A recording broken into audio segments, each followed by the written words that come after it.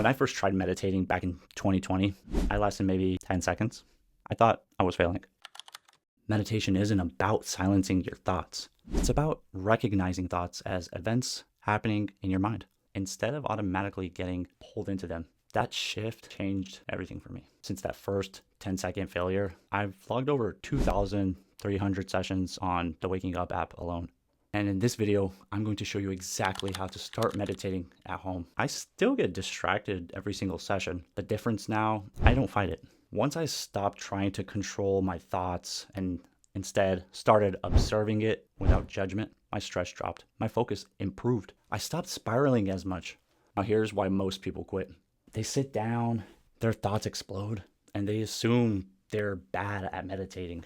But getting distracted isn't failing. That is the practice. The moment you notice your mind wandering and bring it back, that's the rep.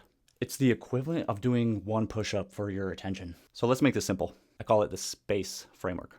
S for sit simply, pause and breathe, acknowledge, come back, expand. Step 1, sit simply. Drop the perfect environment idea. You don't need candles. You don't need a perfectly silent room. You don't need ambient music. I built the habit in messy environments on purpose. Library before deep work, or the park bench in the morning, balcony at my apartment, sauna in the gym. The point of meditation isn't just to meditate. It's to actually take it out into the real world, into your life elsewhere, so you can be a more mindful and aware human. So just pick a spot, sit down. That's it. Step 2, pause. Sit upright but relaxed. Shoulders should be loose. Hands resting naturally. Close your eyes and take a slow breath. Nothing fancy. Recognize the breath and then recognize yourself breathing out. That's it. Step 3, acknowledge. Thoughts will come.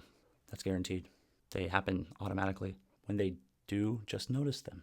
You don't need to solve any questions your mind is thinking. So yes, when you do have random thoughts while you're trying to meditate, that's perfectly normal. It's supposed to happen. Just notice it and don't try to solve them. You don't need to argue with them. If you watch closely, you'll start noticing tiny gaps between thoughts, little moments of stillness. That gap is awareness, and that's what you're training for. Step 4, come back. Your brain will wander.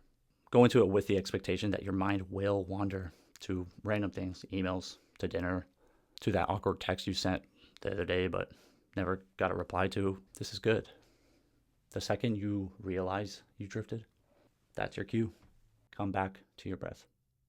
That's why a lot of meditation practices will say, focus on your breath.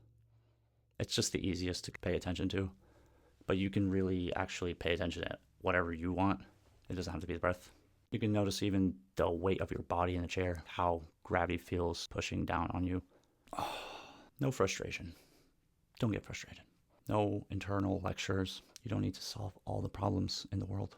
Just return to your breath. Focus or don't. The choice is yours. Step 5, expand. After 5 minutes, open your eyes slowly. Notice the room or wherever you are.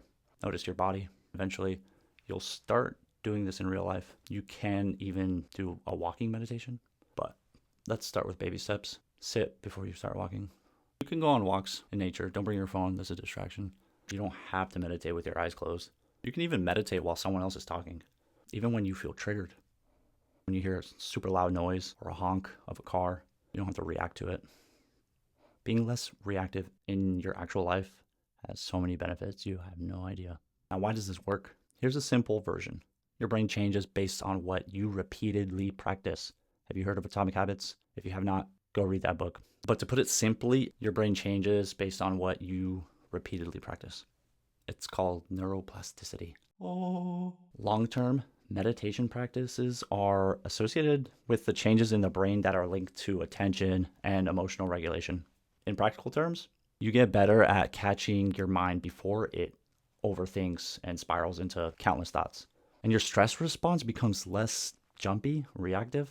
You create a slightly bigger pause between something happening and how you respond to them. And that small pause, that's the power. Now here's the mistake that keeps beginners stuck. They sit down trying to feel calm. They're chasing Zen. And if they don't feel peaceful, they assume it isn't working, then they quit. But meditation isn't about forcing calm. It's about seeing clearly, even if what you're seeing is anxiety. even if it's restlessness, even if it's boredom.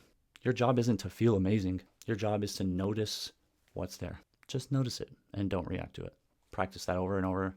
Eventually, you'll get really good at that. So my advice to you, start very simple with the smallest possible step. Just 5 minutes a day or even a minute a day. Tell yourself I have to meditate for at least 1 minute each day. You can work up from there as you build the habit. But make it easy for you to do it every single day. Just sit there and don't do anything except for notice what's happening.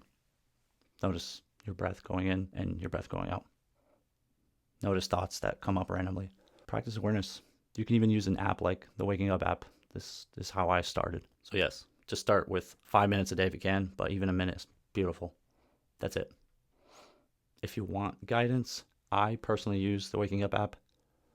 I recommend you check it out at least, but you don't need an app.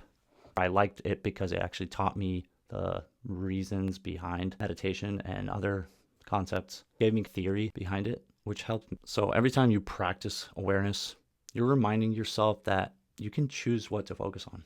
And that ability changes more than you think. If you made it this far, you already care about improving your mind.